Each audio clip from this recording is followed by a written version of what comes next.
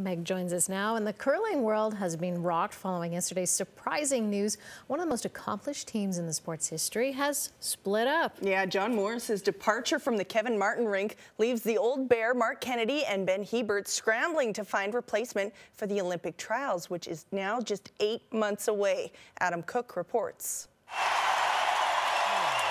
The whole thing is a little weird. Much like the Beatles or Jennifer Aniston and Brad Pitt, it was a breakup that no one saw coming, at least not yet, and certainly not over the phone. That's how John Morris ended his 7-year run with Team Martin.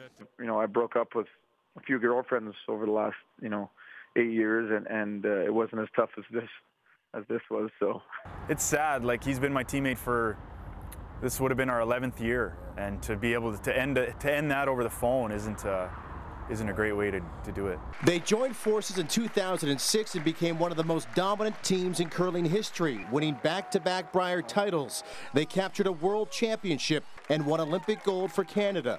But Morris has decided to step away, saying he's lost some passion for the game, and the magic chemistry of this rink vanished over the last 2 seasons. I think we all knew deep down there had to be a change because we worked really hard at trying to fix things. You need your teammates to help you be at your best. And it was obvious that, especially for Kevin and John, they were not bringing the best out in each other anymore. It's no secret that Morris and Martin are polar opposites. There were signs of friction, but Morris says it was nothing out of the ordinary. When you're struggling as a team, I don't know very many teams that can really, not say that there was never any tension or frustration. Morris says his time with Team Martin was a blessing, but his departure comes at a very bad time, just 8 months before the Olympic trials. We haven't really branched out to find a new player. We're hoping somebody comes knocking soon. 8 months is not a lot of time. And Morris is keeping his options open. If there's a team out there that really thinks they need an addition, then we might talk. I'll tell you one thing: I won't curl again unless it's with a lot of passion and motivation and drive, because I know that that's the only way I really enjoy it. Part of me is a bit upset that we couldn't sit down and say, look, boys, we've done everything together. Why can't we just put it together for one more run? But I guess in a way it was almost like a divorce. There was no repairing it. Adam Cook, CTV Sports.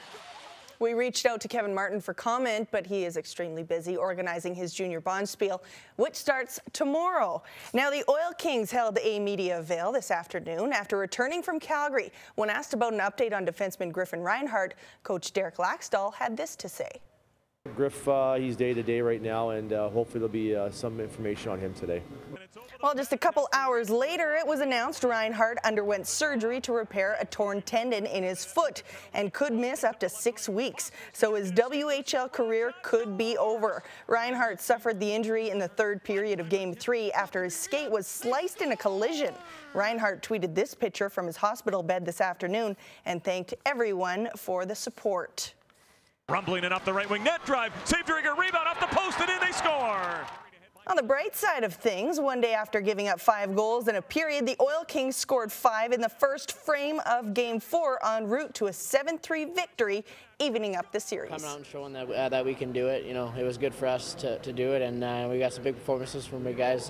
Foster came out and he scored a couple quick ones for us, which was good to see him do, and we're going to need him to do that for us to keep going in the playoffs. We were such a dominant defensive team that we obviously led in the least goals in the season, and in the playoffs we were doing the same. So for this series to be such a high-scoring series, it was definitely surprising. Game 5 is set for tomorrow night at Rexall. Now over to the NHL. A big name returned to the lineup just in time for a major playoff push.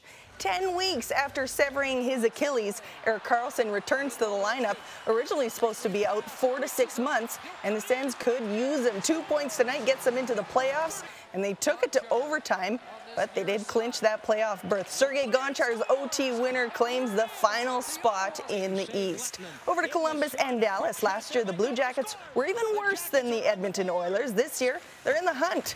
The Dallas Stars, however, are out even more now. So with Columbus's win, the Jackets are in 9th. The Winnipeg Jets needed more than 2 points to get into the postseason. They'd also need some luck from a few others. Unfortunately for them, it was a loss at the hands of the Habs. That seals their fate, holding down the lonely 9th spot with no hope left. And the Predators in Detroit. The Red Wings win their third in a row to move into 7th. They haven't clinched yet, but they're well on their way. 12 players and both head coaches were suspended today after a bench-clearing brawl erupted in a QMJHL playoff game last night. Suspensions totaling 18 games were handed out between Blainville and Baie-Comeau, including a 1-game suspension to the first and second-string goaltenders of each team. Blainville tied the series with a win last night. Game 5 should be interesting. It's scheduled for tomorrow. In the SO Cup, Edmonton against Quebec. First frame already 1-0, and Michaeli Cavell nets the rebound with 2 seconds left in the period. The Thunder take it 2-0 lead. Now in the third, same score, shorthanded. Valerie Odette with a toe drag. She dekes out the Edmonton goalie. Lead is down to 1. But that will be as close as they'd get. Taylor Hewson goes top shelf for your game winner. Thunder take it 3-2. Red Deer against the Valley Wildcats in the TELUS Cup action. Tied at 1, time winding down in the first, and Jody Sick taps in the rebound with 3 seconds left. Chiefs lead it 2-1 after 1. Second period, now 3-1. Dustin Gorgie gets the great feed from Rory Davidson. He'd find the back of the net. Red Deer takes a 3-goal lead, and they keep them coming after the Chiefs tally a few more. There's a rocket from the point. Red Deer wins 8-1. And finally, the Eskimos and U of A Golden Bears are doing their best to stop the talent drain.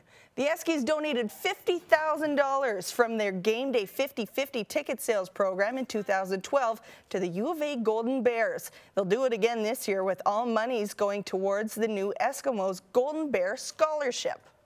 These guys are all very talented, and they love Alberta, but let's face it, if someone's going to pay their education for them in a different place and make it financially make way more sense to go there, why wouldn't they take their talents there?